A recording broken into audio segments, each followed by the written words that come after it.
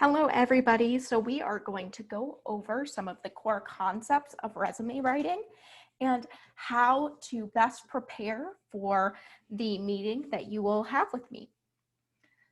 So what is a resume? In general, a resume is a marketing tool that's designed to secure you an interview. So it is the representation of yourself that you give an employer, and they review it and decide whether or not they would like to call you in for an interview. So quick quiz. What is the initial amount of time that an employer takes to review an applicant's resume? So the answer is 30 to 45 seconds. So this is an incredibly short amount of time, and it is so important that your resume is clear, concise, easy to read, well formatted, because you have to be able to sell yourself on that piece of paper in 30 seconds. So this is why resume writing is almost like a science and an art, where we perfect it so that you can get the biggest impact in the short amount of time that you do have. So the definition and the purpose, we've talked about, this is the first step that you have to securing yourself an interview. It is your personal sales pitch. So you are trying to sell yourself to that employer, to let that employer know that you are qualified for the position and that you would excel in that position. It's also a careful blend of business strategy, artistry, and copywriting to capture the essence of who you are. And formal business communication indicates that your command of vocabulary, grammar, and punctuation is really secure. So you're thinking not only about what you're including in your resume, but how it looks and those nuances of how you're actually communicating those things within your resume. So first impressions absolutely count, and resumes are a prime example of this. So we just talked about 30 to 45 seconds. If that's all you've got, well, a targeted one-page resume is going to be your best bet. So this means that you aren't going to include everything that you've ever done in your whole life, but you're going to start to think about what jobs have I had in the past that would most help me to succeed in this job that I am trying to get? What are the most relevant experiences, qualifications, trainings, certifications, education that I have that apply to this job? So what you're going to try to do is to keep it on one page and to make every single resume you write specifically targeted to the job that you are trying to go for. So an employer starts their evaluation of you when reviewing your resume, and they can see a lot of things from that resume. Is it neat? Is it well organized? Is it error-free? Is it professional? All of those things are going to reflect on you as a person as well. A neat resume, probably from a neat person. Well-organized resume, probably from a well-organized person. Somebody who carefully pays attention to details. Someone who's competent and professional. So when we think about what an effective resume is, well, it is a screening tool for employers. So this is your first hurdle to get into an interview. So you are going to display your relevant skills, education, and experience. You are going to show your ability to follow directions. So is everything that they wanted listed on your resume listed on your resume? Do you have the qualifications that they ask for? So it is going to be that immediate assessment from the employer of, yes, this is my yes pile. These people have a resume with the skills, qualification, and experience they need. It's formatted in the way that I wanted it to be. Or no, these people aren't qualified for this position. Or maybe, yeah, this could work. Let's bring them in for an interview and see how they do. Another is red flags. So maybe you have no work experience. That can be a red flag.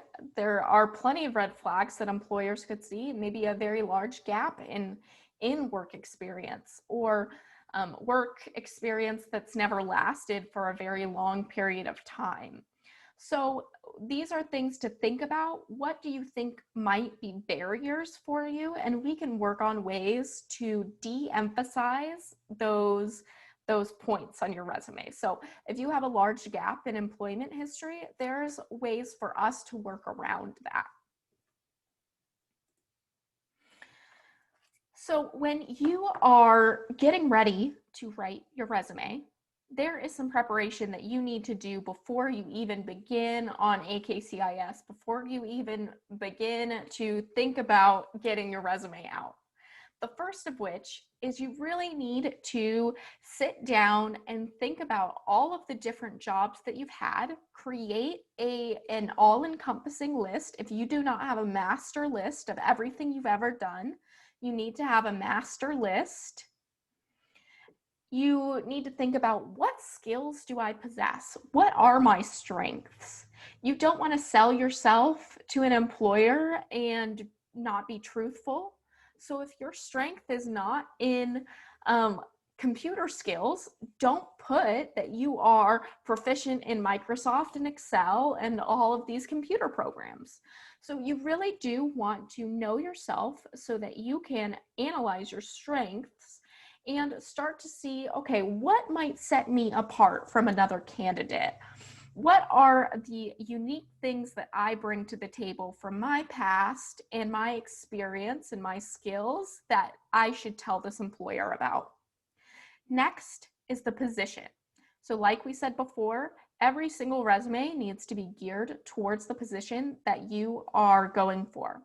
Now, this is easily done if you have the position that you're applying for up. You can look at the job description, you can look at the qualifications, at the preferred qualifications, and you can start to use some of that language in your resume. So if you look through that job description and you see, wow, this job relies heavily on soft skills, on communication, on problem solving, then you are going to start to integrate more of the soft skills that you have in your resume.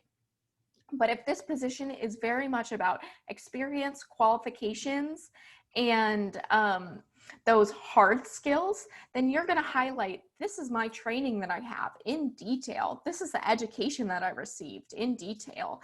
These are all of these hard skills that I possess. I have drawn blood. I know how to take vital signs.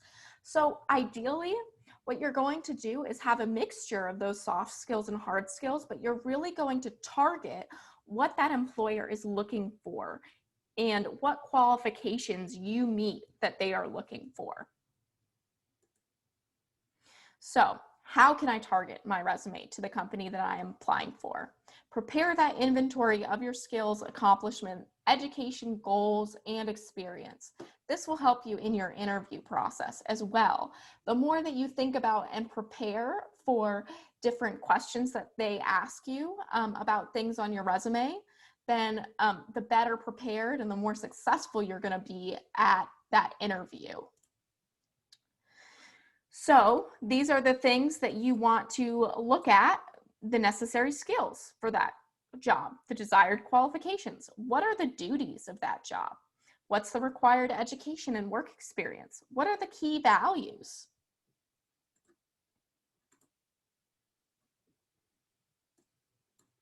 So your resume is job announcement driven. You can copy and paste some of the wording from that job announcement into your resume.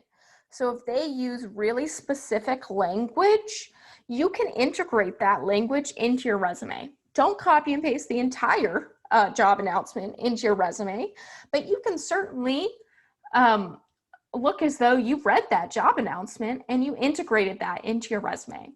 You want to indicate both soft skills and hard skills that you have. Hard skills that are job specific, so those hard skills that are related to the medical field, so vital signs. It wouldn't really be appropriate for you to list all of your culinary skills if your job does not involve cooking or doing anything culinary related. But if you've had a job where you learned how to do billing and coding, or you drew blood, or you charted in an EHR system, those are all going to be some of those hard skills. And those soft skills are going to be more like communication, teamwork, problem solving, critical thinking. All of those soft skills are pretty transferable between positions. So those are personal to you, and you have to think about, this job seems like it would be very teamwork heavy. What are other times in my life that I have had positions where I've had to work in a team? What are some of the skills that I possess that I can transfer to this position? You also want to make sure that you have looked at the company's website for their values and get a sense of the professional culture of the company or of the place that you are going to be working at. And make sure that that is a place that aligns with your own values and you could see yourself fitting in.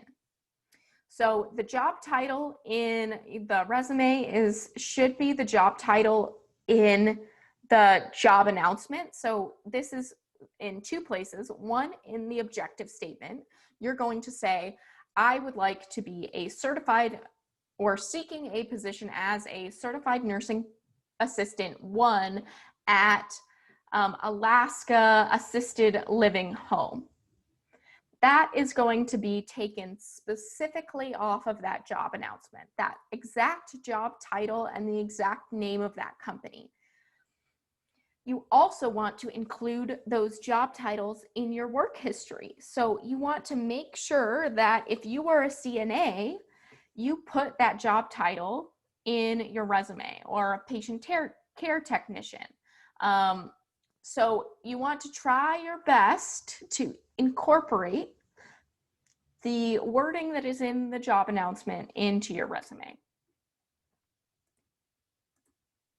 Next, let's go ahead and talk about some of the do's and the don'ts. So in a general sense, what you should do and what you shouldn't do when you're writing your resume.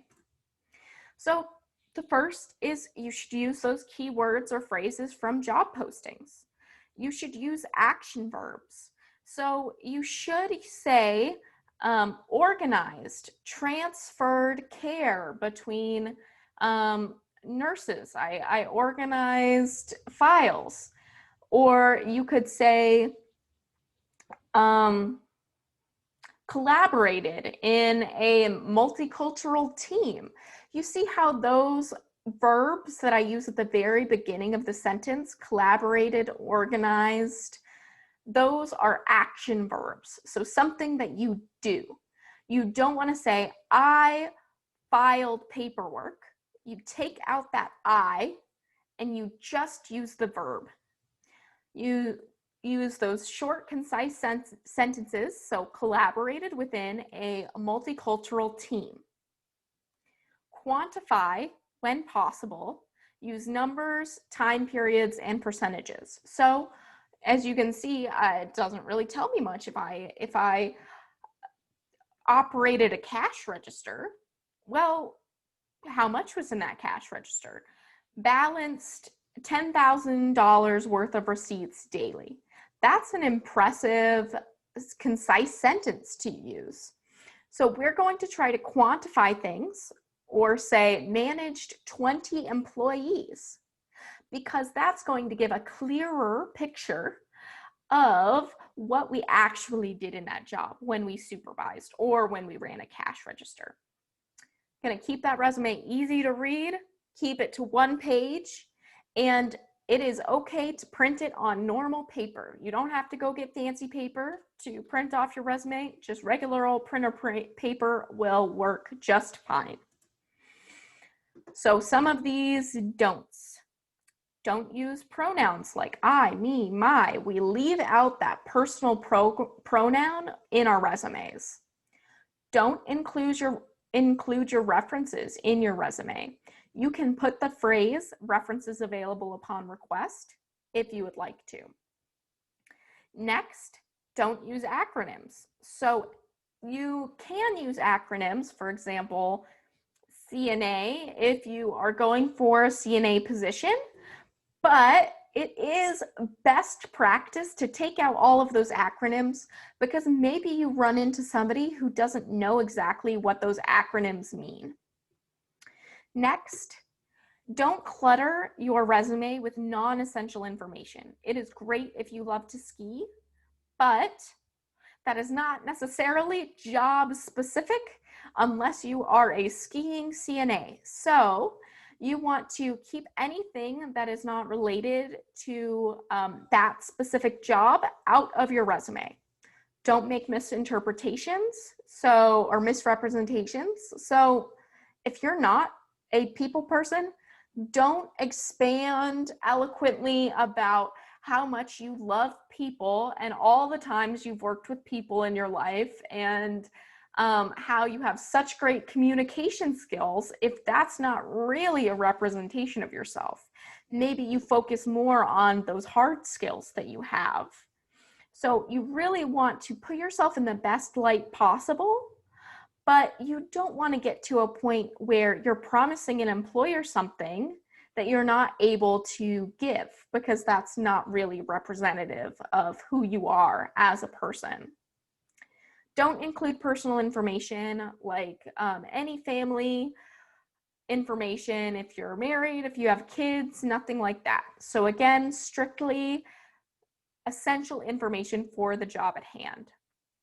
You can include references or references available upon request. You shouldn't include references.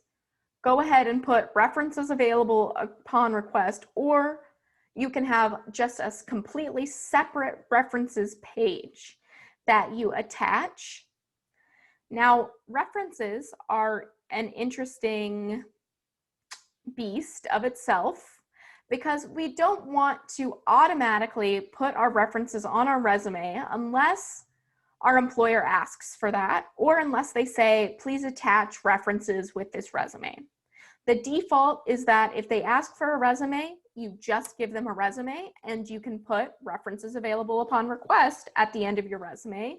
But that again is still optional. You don't have to include references available upon request because it is assumed that references will be given upon request.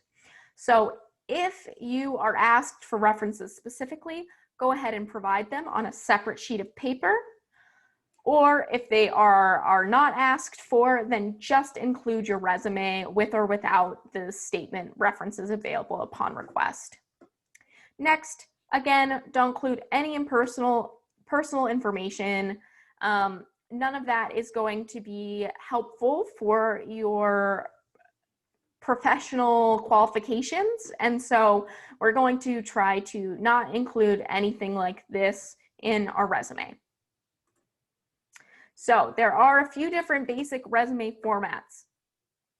Chronological is the one that you're used to, where you just give, these are the jobs that I've had in the last so many years, and that's what I did at these jobs. So chronological is what you're going to see most often. Then we have functional and combination. Now, it does not particularly matter right now that you know the differences and the nuances between these different resume formats. But what's important to know is that there are different resume formats, and that's because everybody is going to have different limitations and different strengths, and we might need to highlight your strengths differently. And so I might work with you on creating a resume in a different style if I think that that will be useful to you in your position. So what are the essential elements of a resume? First, contact information. So if you're submitting this to a job listing, there's has to be some way for them to get in touch with you to say, hey, yes, you've got an interview. So you want to make sure that contact information is accurate and up to date. Next, your objective statement. So what is your objective? Your objective is to get a position as a CNA at Anchorage assisted living facility. So you're going to target the specific position with that specific wording from the job title. And you're going to say, seeking a position as this specific position at this specific employer. So the employer knows that you wrote this resume specifically for them. Next, you want to have a summary of your qualifications or core competencies. So you want to highlight what makes me particularly qualified for this job. What are the core competencies that I possess that would make me competent at this job that I will be going into? Relevant skills and experience. So again, think of those hard skills, those soft skills, and the work experience that is relevant to the position that you are trying to get. Employment history, you will have a list of you worked as a waitress at this restaurant from these dates to these dates, and depending on the style of resume, we might be including those specific job duties right under that employment history. Relevant education and training. This is important. You want to include the Path Academy. You want to include some of the training that we did within the Path Academy. So think of things that might be relevant to your position. Is medical terminology relevant? Is professionalism relevant? So think of those things. You also want to include any certification that you have or certificate of completion that you have. So you've completed bloodborne pathogens, first aid, BLS, mental health first aid. You could include an ACEs training if you took the ACEs training and received a certificate of completion. You can include CNA training, PCA training, anything else that you've done on your end that you can show that you've been trained in this. Okay, so we've talked about the content. Now let's go ahead and talk about our format. So your resume should be printed. It should be printed on regular 8.5 by 11-inch paper. The format should be simple, should be easy to read.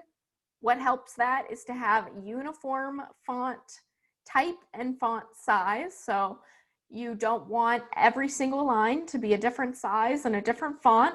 You can use just the default, so Arial, Times New Roman. Those really basic fonts are the ones that you want to use. And have just normal settings around the margins. So those are usually 1-inch margins. And the font size should be big enough to read and not too small. So 10 to 12 is a good area to be in. You can have headings or your name be in larger font or larger text size. And you can use bolds and italics or underlining, but you do want to use those sparingly. You don't want things to feel too cluttered or your eyes to get lost in all of those bolds or italics. And then again, with the abbreviations, just be sure to write out your abbreviations because somebody might not know what that abbreviation means. So when you are thinking about experience, you can include paid or unpaid employment. You can include internships, you can include volunteer work and community service. So if you are a caregiver to a family member, you are welcome to include that experience if that's going to be relevant to the position that you are trying to get. It doesn't matter whether or not it was paid or unpaid. All right, so let's go ahead and look at an example of a resume that we have here, and we'll point out some of the different elements. So we have contact information up here, how to get a hold of this person. This person has a professional profile instead of an objective statement. That's another option that we can talk about. We have work history. You can see this is a chronological resume, so they're listing jobs, the most recent to back in time. So quality control training representative, where they worked at, the dates that they worked, and what they did during that job.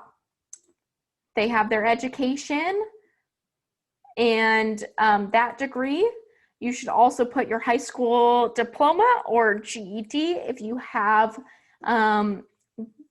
those below any college or further education that you have. Next, we have a different type of resume.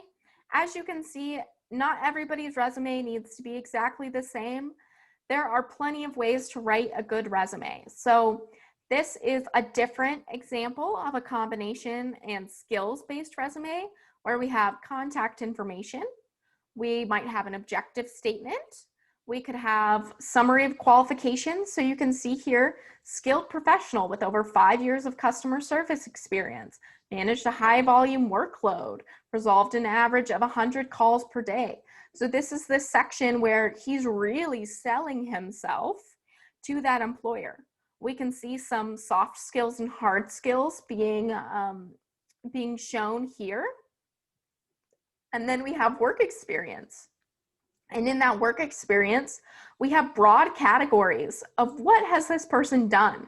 So they've done a lot of customer service. They've also done sales and they've done banking. And then we group together some of the tasks and skills or achievements that that person received or did during their work in customer service. So successfully multitasked in a fast-paced environment, managed a multi-line phone system, and built trusting relationships with customers.